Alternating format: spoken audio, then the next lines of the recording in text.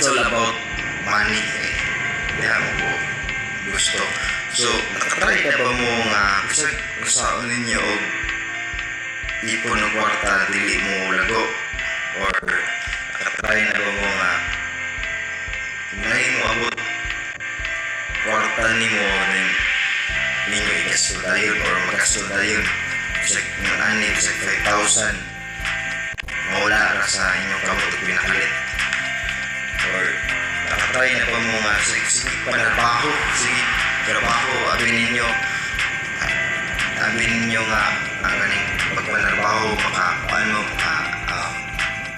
makakwarta mo nga mong tato pa I think so nya wali hapon mong message so mo na itong topic so tips para mapalago ang inyong kwarta dapo ang inyong kwarta.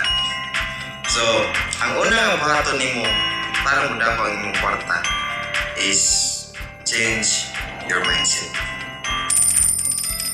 Change your mindset. So na ang change your mindset otro ha ang imbis kay mukhaon ka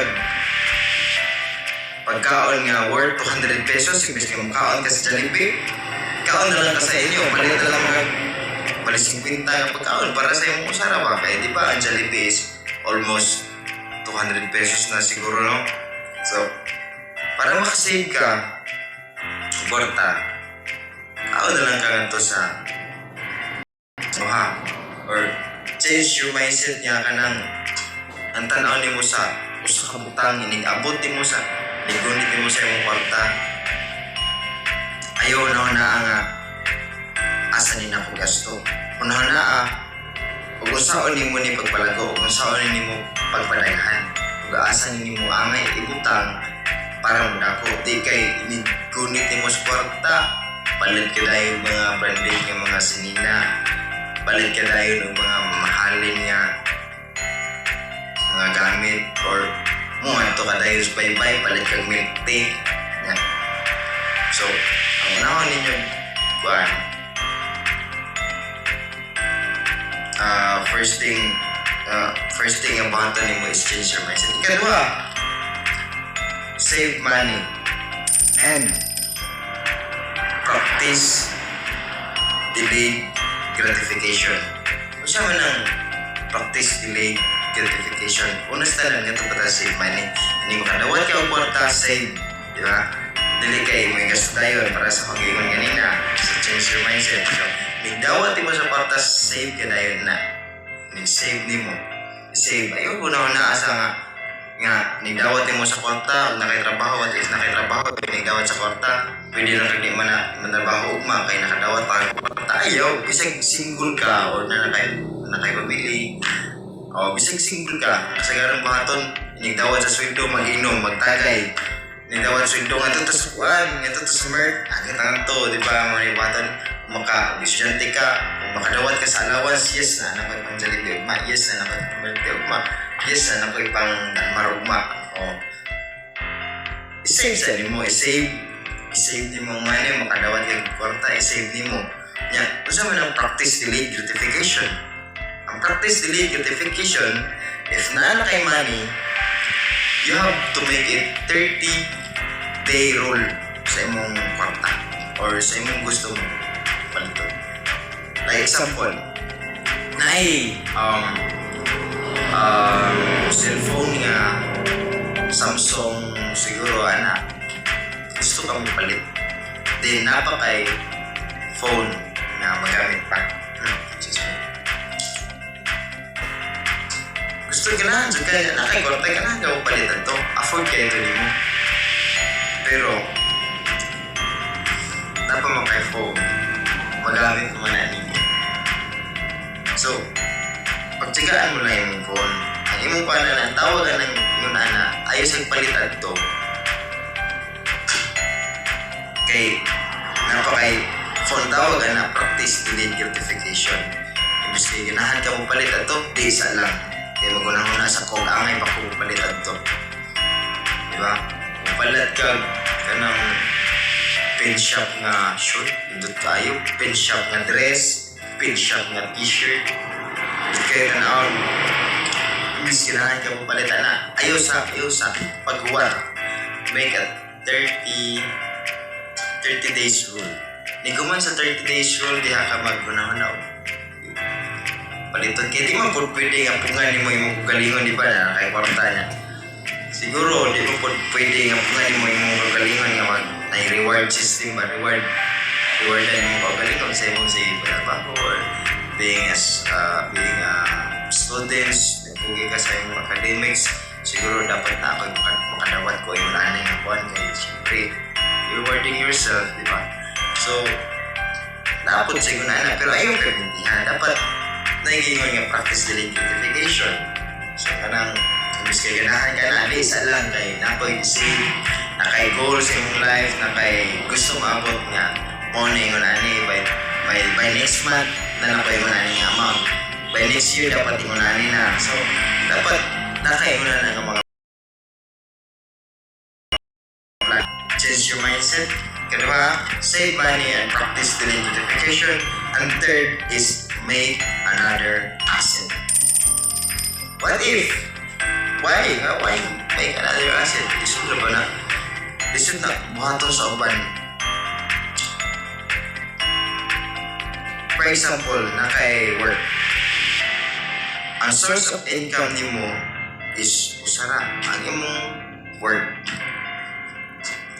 So, trabaho ka as a teacher siguro, teacher or bisag mo sa trabaho, police, nurse, whatever. Then, ang imong source of income, maura na, ang tawag na is earned money. Ang imong na-earn nga kwarta. Gikan sa imong trabahuan or earned income. So, ang inigabot dapat sa imong sweldo ana is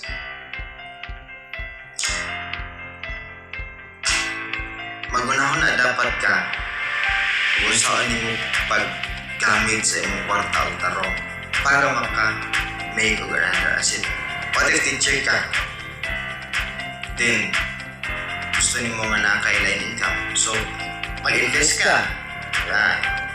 Pwede ka mag-invest. Hindi ka po sweldo, invest ka tayo. Kaya pwede ka mag-business. Pwede ka magtupod o tindahan. Yan, lain ba tayo ni mo? Diba?